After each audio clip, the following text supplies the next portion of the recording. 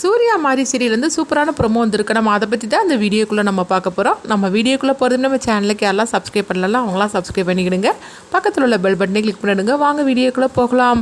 சூர்யாவை தான் காட்டுறாங்க. சூர்யா நாகஜோதி இங்கே பூஜை பண்ணுறதுக்காக கூட்டிகிட்டு வந்துருந்தாங்க. அதாவது அவங்கள எப்படியாவது அவங்க கதையை முடிக்கணும்னு சொல்லிக்கிட்டு பூஜைங்கிற பேரில் அவங்கள சரஸ்வதி உருவத்தில் அவங்க கூட்டிகிட்டு வந்துருந்தாங்க. இங்கே பார்த்தோம்னா துர்காவை தான் காட்டுறாங்க. துர்கா அவங்க ஆஃபீஸுக்காக அவங்க போயிட்டுருக்கும் போது கரெக்டாக அவங்க சரஸ்வதியை பார்த்துருந்தாங்க. பார்த்ததுமே அதிர்ச்சி அடைகிறாங்க. என்னது அம்மா இங்கே வந்திருக்கிறாங்க, அம்மா சூர்யா வளைச்சிட்டு கோயிலுக்கெல்லாம் போனாங்க அப்படின்னு சொல்லிட்டு துர்கா உடனே பார்த்தோம்னா ஓடி வராங்க.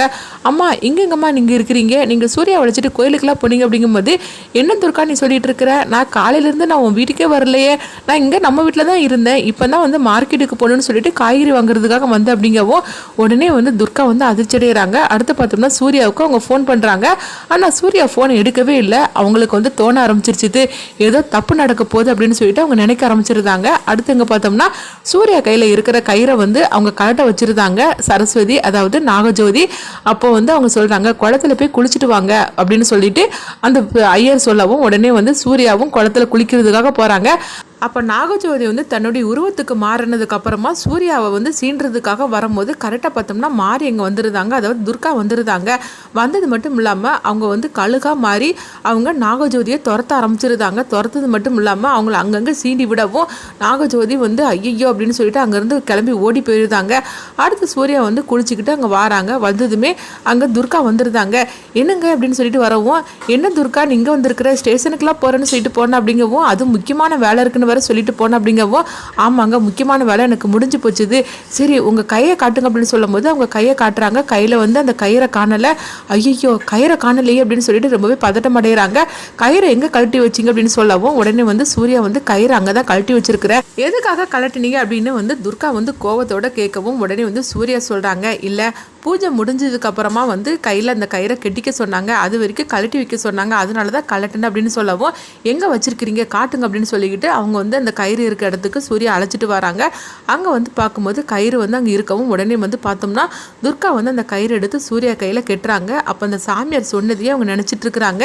எப்போ அந்த கயிறை சூர்யா கலட்டுறதாரோ அப்போமே அது சீண்டிரும், அதனால அந்த கயிறை எக்காரணத்தை கொண்டு கழட்டிடவே கூடாது அப்படின்னு துர்காவுக்கு அந்த சாமியார் சொன்னது தான் ஞாபகத்துக்கு வருது. அப்போ துர்கா சூர்யா கிட்ட சொல்கிறாங்க, இங்கே பாருங்க சூர்யா, எந்த பிரச்சனை ஆனாலும் சரி எக்காரணத்து கொண்டும் இந்த கையில் இருக்கிற கயிறை நீங்கள் கழட்டிடவே கூடாது அப்படிங்கும்போது, என்னாச்சு துர்கா ஏன் இப்படி பதட்டமாக இருக்கிற அப்படின்னு சூர்யா கேட்கும்போது, அதெல்லாம் பதட்டமாலாம் நான் இல்லை, நல்லா தான் இருக்கிறேன், ஆனால் அந்த கயிறை மட்டும் எந்த சூழ்நிலையிலையும் யார் சொன்னாலும் சரி தான் நீங்கள் கழட்டிடவே கூடாது, ஏன் நானே சொன்னாலும் நீங்கள் கழட்டக்கூடாது அப்படிங்கிறாங்க. என்னன்னு சொல்லி பார்த்தோம்னா, ஒருவேளை நம்ம உருவத்திலே யாராவது சொல்லிடக்கூடாது அப்படின்னு சொல்லிட்டு தான் அந்த மாதிரிக்கு துர்கா சொல்லி வைக்கிறாங்க. அடுத்து இங்கே பார்த்தோம்னா நாகஜோதி வீட்டுக்கு வந்துருந்தாங்க. வீட்டுக்கு வந்ததுமே நடந்த எல்லா விஷயத்தையும் தாராட்டையும் சங்கரம் பண்ணிட்டு சொல்கிறாங்க. அது மட்டும் இல்லாமல் தன்னுடைய உடம்புல ஒரே கீரலாக இருக்குது, அது எல்லாமே அந்த கழுகு தான் இந்த மாதிரிக்கு ஏற்படுத்திருச்சு அப்படின்னு சொல்லவும் இதை கிட்டதுமே சவுந்தர பண்ணி சொல்கிறாங்க, என்னமோ இவ பண்ண போகிறேன்னு சொல்லிக்கிட்டு போனா, ஆனால் கடைசியில் இவளை அடிபட்டுட்டு வந்திருக்கிறா பார்த்தீங்களா, சூர்யாவை பக்கத்திலே போக முடியல, அது எல்லாத்துக்கான அந்த மாறிதான் அப்படின்னு சொல்லிட்டு இருக்கவும் அப்போ தாரா சொல்கிறாங்க, நான் தான் சொன்னோம்ல அந்த துர்கா லேஸ்பட்டவ கிடையாது, ஏற்கனவே அவள் மாறியே இருக்கும் போதே நான் அவகிட்ட அவ்வளோ தூரம் நான் கஷ்டப்பட்டுருக்கிறேன், இப்போ அவள் என்னன்னா துர்கா உடம்புல இன்னும் கூடுதலான ஒரு சக்தியோட வந்திருக்கிறா, அதனால சூர்யாவை நீ சீக்கிரத்துலலாம் நீ எதுவுமே பண்ணிட முடியாது அப்படின்னு சொல்லவும் இது கேட்டதுமே நாகஜோதி கோபத்தோட பார்க்குறாங்க. என்னை அசால்ட்டாக நினச்சிட்டிங்களா, நான் என்ன நினச்சிட்டு இருக்கீங்க, என்னை பற்றி உங்களுக்கு சரியாக தெரியாது, அந்த துர்கா என்னை விட பெரியவளா என்ன, அதாவது மாறி என்னை விட பெரியவளான்னு சொல்லி கேட்கும்போது உடனே சங்கரபாண்டி சொல்கிறாங்க, அந்த மாறி பற்றி உனக்கு தெரியாது, நீ இந்த மாதிரிக்கு அதிக சக்தியில் நீ இருக்கிற, ஆனால் மாறி சாதாரணமாக இருக்கும் போதே அவள் எவ்வளோ தூரம் எப்படி இருப்பா தெரியுமா, சூர்யாக்காக அவள் எதையும் செய்ய துணிஞ்சாவா அப்படின்னு சொல்லவும் உடனே ஜோதி பார்த்தோம்னா ரொம்பவே ஆக்ரோஷத்தோடு இருந்துட்டு இருக்கிறாங்க. அப்போ அங்கே தாரா சொல்கிறாங்க, இங்கே பாரு அடுத்ததாக ஒரு திட்டத்தை போடணும், அந்த திட்டத்தில் கண்டிப்பாக சூர்யா நம்ம கிட்ட மாட்டிக்கிடணும், நீ நினச்ச காரியத்தை நீ நடத்தி முடிச்சுக்கோ, அதே மாதிரி எனக்கு வைரம் கிடைக்கணும், அதனால அடுத்தது நீ போடுற பிளான் சரியாக இருக்கணும் அப்படின்னு தாரா சொல்லிட்டு இருக்கிறாங்க.